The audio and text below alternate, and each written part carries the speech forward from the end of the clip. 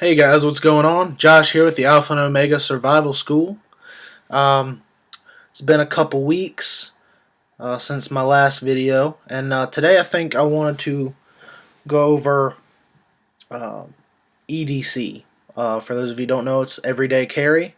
It's kind of a survival slash get home kind of deal with the right now situation until you can get to something better. Basically, this it can be tailored to your needs for whatever you're doing at that time, and it's pretty much as custom as you want. So don't as I go through the things that I'm gonna have here that I carry with me every day. Don't say, well, I have to carry the same exact things, or go on another YouTube channel and say I have to carry the exact same things as they do, because everybody does different things. Everybody's somewhere different. Now, for me, I am a golf pro, so not, as you can imagine, not too much comes up in the way of tools other than maybe a knife for opening a box here and there. But for me, it's more so being prepared for something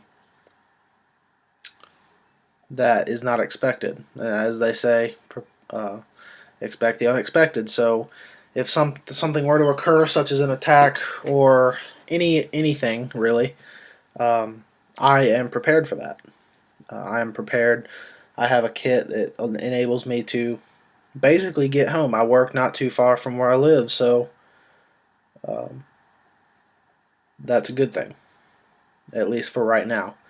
And of course, my EDC will probably change as my situation changes, like I said. So, first of all, um, it's important to carry a watch, something to tell time with. And I know you say, well, I can use my iPhone for that, or I can use my phone to tell time, yada yada yada. What happens when this goes dead? You might have a backup charger. I've got my backup charger here somewhere. Here it is. Here's one of them. I have a couple of them. External battery, of course, but this one only gives my phone up to a half or so charge, so that's gonna help me out a little bit. Um, but what if it were to be broken? Okay, you're pretty much done. I carry this watch. It's a G-Shock. What's the model here? It's the G-Shock by Casio. That's the 5081. It's the GA100C. It's shock resistant. Sorry, there's a glare there from the window. It is solar powered, so the sunlight keeps it going. There's no battery that's going to run dead on this. There is a digital screen here, but there's also the hands. So it's very rugged, very tough. I keep this on me, and I'm not one to wear things around my wrist, but I do keep the watch, and of course one other thing on my wrist. I'm not too fond of it, but I'd rather have it in an emergency than be comfortable and then have something happen to where I'm pretty much screwed. So that's that. So timepiece. The other thing I carry on my wrist is a paracord wristband or bracelet. This is 550. I did make this. It's not a buckle. It actually has a slide that I've attached the end on here so it won't come off, and then I just use it as a lock. I slip the loop over the end if I can get it.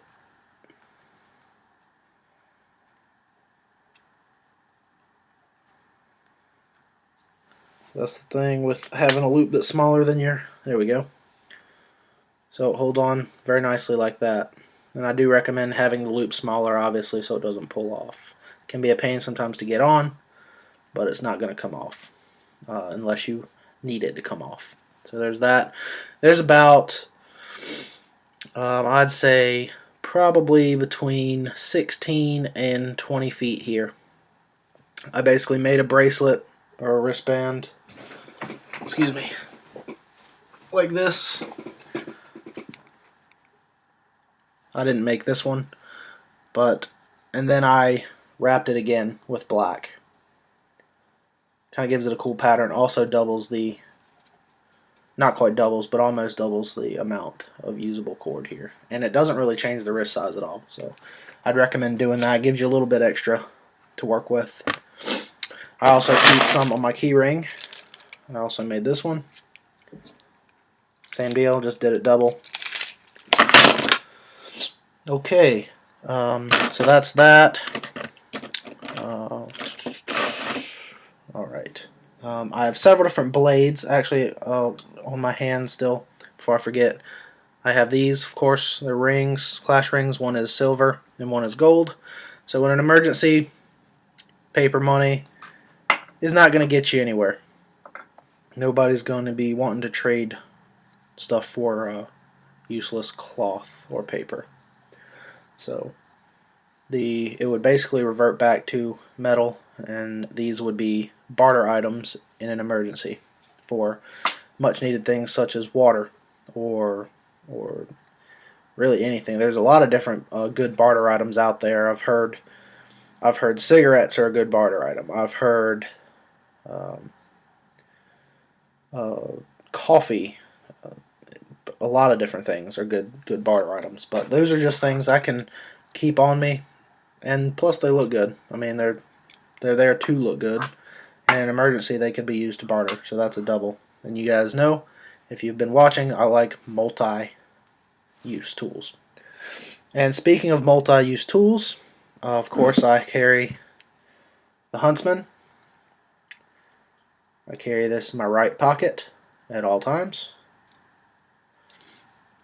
Mainly, I carry a couple different multi-tools, and the reason why is my other one doesn't have scissors, and this one is just easy enough to carry around. The other one's more heavy-duty, and this one could be for a more light task. It really doesn't add too much weight. So, the Huntsman. On my belt, I carry my Gerber. This is the Gerber Gator I mentioned. A comment on the Gerber Gator, I had a couple kids. Let me reiterate that. They were kids. They have a survival channel, and I'm not going to knock their channel. They do have some good videos, and I definitely agree with them on some aspects, but they came on here and basically tried to say that the information I gave on this knife was completely wrong. I priced this around $60. I'm sure you can get this for less than $60. I did not say you couldn't get it for less than $60. I'm sure if you wanted to bargain hunt on Amazon or eBay or wherever, you could get this for less. On GerberGear.com, type it in and go check, the Gerber Gator goes for $63 and change. So if you're going to, I'm sorry if I ran a little bit, but if you're going to try and disprove me or call me crazy or whatever, that's fine. Honestly, and I might lose a subscriber over this, but I don't care what people think, okay? I do my research, so if you want to argue with me, that's fine, but do your research, okay? That's all I ask. If you want to say that I'm wrong about something, have something to back it up. And two, these kids were using not only a folder, but a $12 folder from a gas station to baton a tree. And not only were they using it to baton a tree, but let's just pretend this flashlight is the tree, and instead of batoning in like this, like you should if you're batoning a tree, if you have to baton a tree, they're batoning like this, straight into the side of it. Not effective, okay? Do your research, know what you're talking about. Retail values, that's what I'm going to give. I'm going to give retail values. There are a few items where I've given cheaper prices, such as these flashlights here that I told are really cheap. That's also their retail value. They're not resold. They are from the manufacturer. So there you go. Retail value around $60. If you go to GerberGear.com again, it's listed right there, $60. Okay? Anyways, sorry about that. This is my main blade. This is what I carry. Amazing knife. I actually had two of them. I had one with serrations on the blade. and I was using it to cut some rope while I was fishing, tied off, and bloop, there it went. So, oh well. What can you do? I'm not partial to serrated blades, or at least partially serrated blades. I'd rather have either the whole thing serrated or the whole thing straight edge. So, main blade, Gerber Gator. I love this knife. Weatherproof, glass-filled nylon. Nylon. Glass-filled rubber handle. Ballistic nylon sheath. I love it. For more on that, there is a video on my channel. The other thing I carry on my belt, Leatherman. This is the Super Tool 300. I just got this recently. You might ask, why didn't I get the Wave? The Wave seems like it's their most popular and best-selling, and it probably is. For me, I was stood there for probably a good 10 or 15 minutes just holding each of the Super Tool and the Wave, and I just looked at it, and I opened them, and I was testing them out, and well, as much as you can test standing at a counter at Walmart. But to me, I just figured the Super Tool, it's a little bit bigger, and for me, I'm not going to carry it. I wouldn't have carried the Wave in my pocket either. I would have put it in the sheath that it came with and carried it.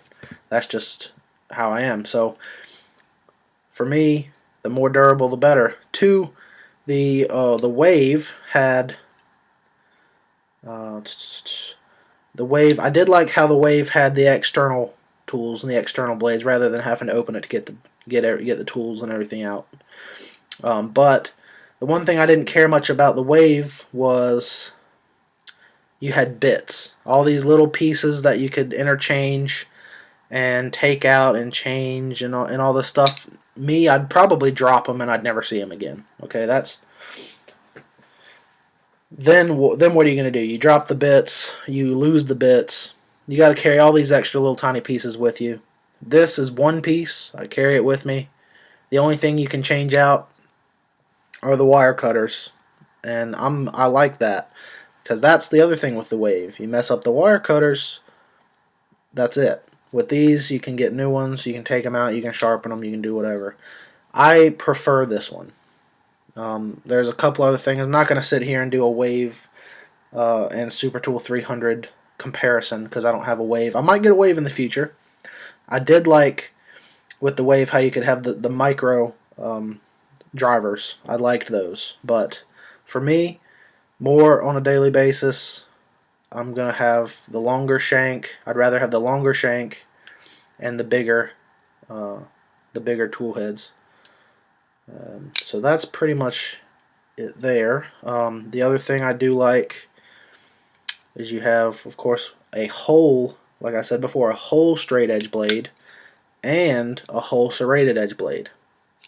I don't like the partial because it kind of restricts the use of the straight edge and the serrated edge. So I like the fact that you have a whole of both here. The one thing I've picked out that I don't like, all of these tools have a nice thick spine except for the saw. Now maybe that works better with the saw, but the saw to me, oops, that's not a good angle, is just very, very thin in comparison. Look at the comparison here. I'd rather have a very sturdy saw that I know won't break. Now maybe that would interfere with this, with the use of the saw. I don't know, but I noticed how every other tool, every other blade on here is nice and thick. Even the file is nice and sturdy and just beefy. I think it would have been nice if the saw would have been just as beefy. That's just me. So I guess I'll have to field test it. I haven't done that. That's why I haven't done a review video. I'll be doing a review video on this. I'll be field testing it and making sure everything works and all that good stuff. I'm sure it will. Leatherman is definitely a reputable company. So Leatherman Super Tool 300, also on my belt. Now, it came with this sheath, and I like this sheath because I heard they came with leather sheaths, but this one came with a nylon belt sheath. I really like it. And a lot of people don't like the Velcro. They'd rather have a button. I'm perfectly fine with the Velcro. I'm not trying to be stealthy when I'm getting this thing out. That's just me. instead of the, obviously this one doesn't come with the bits, so there's a bit pocket in the back of the sheath right here. I keep a lighter in there.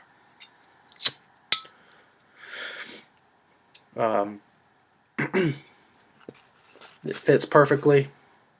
This is an easy way to start fire, and I'll probably end up switching it out. This is about half full of fluid, and it also helps if I have to cut my paracord and then repair it, or singe it at the ends. So I'll keep that. Super tool.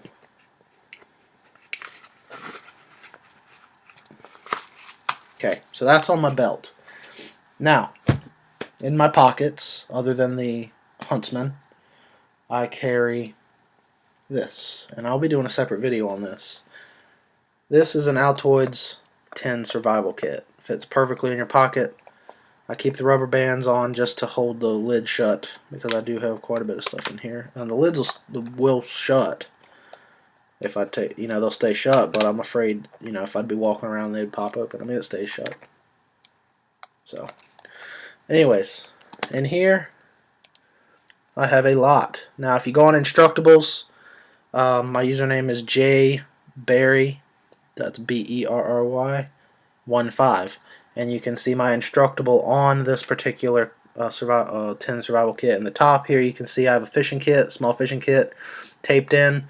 Now, I might look for some magnet strips at some point and use those rather than the tape, but I haven't done that yet.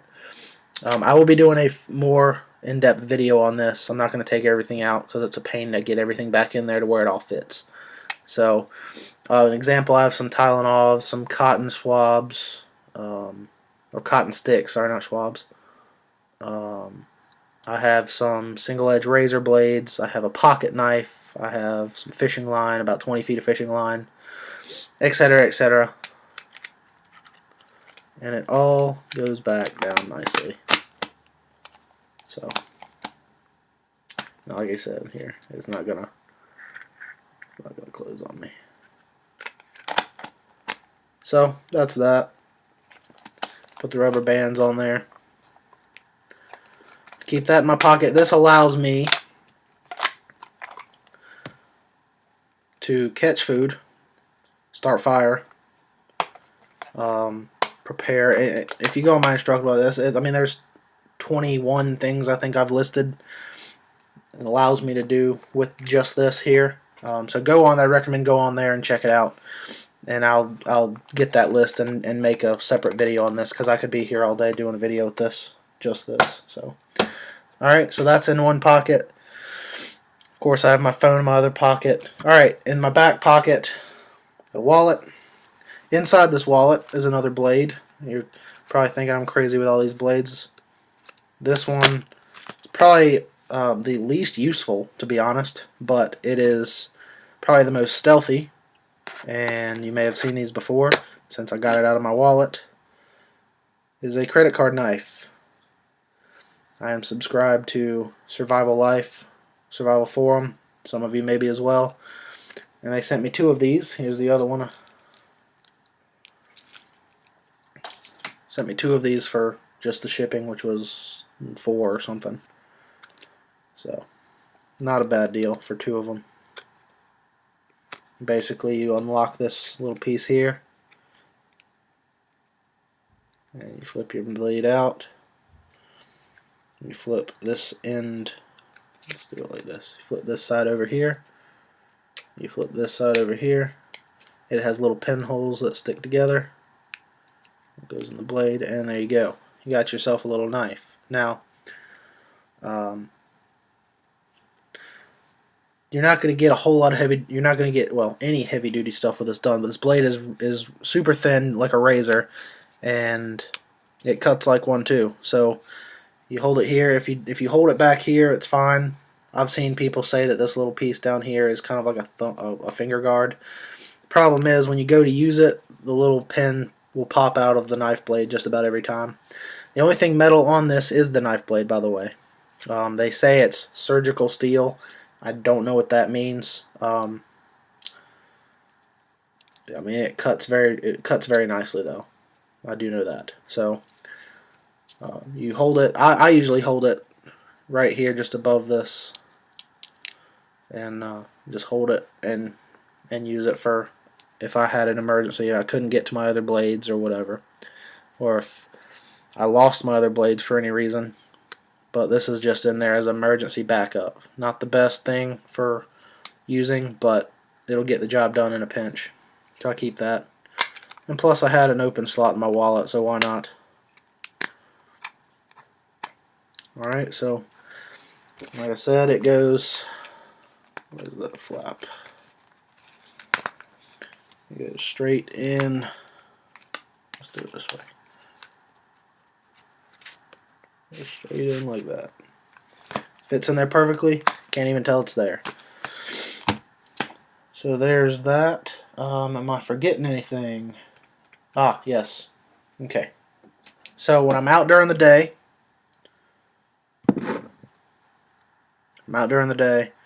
carry this flashlight just to use. It's zoomable. If you've seen the video on this, you know what it is, but you can always check out the video. It's on there under flashlights and torches. It's the cheap one. I just carry it during the day for, oh no, I dropped something under this table. Let me look, see if I can get it. Or of course it has the strobe if I needed to get in somebody's eyes or whatever. So during the day I carry that. During the night I carry this one. This is a red light. Looks kind of orange on camera, but the red light is a little bit more stealthy. It's a little bit. It's a lot less visible at night. If I needed to get from point A to point B, say if I needed to get to my truck or get to my bug out bag or my full kit, and I didn't want to be noticed, I could slip along here using this and not be visible as with something really bright like this white light. So that's my reason. If I'm out at night, I carry this one. It just has the one mode, but it's great for getting around. You keep it pointed at the ground and you really can't, there's not a whole lot of light dispersion up around you. You just kind of have that one point on the ground. So you can see where you're going. It's not going to mess up your night vision, and you will be less visible, more stealthy. So I'll carry that one during the night. Alright guys, I think that is, oh, one more thing. Sunglasses. Polarized. Of course stylish, but it's always important to have eye protection. And I do think that's it. So once again, I appreciate your views, and I once again appreciate those of you who have subscribed thus far. And I hope to see you guys soon with a video on an Altoid survival kit. Go to Instructables, check it out. Have a great day.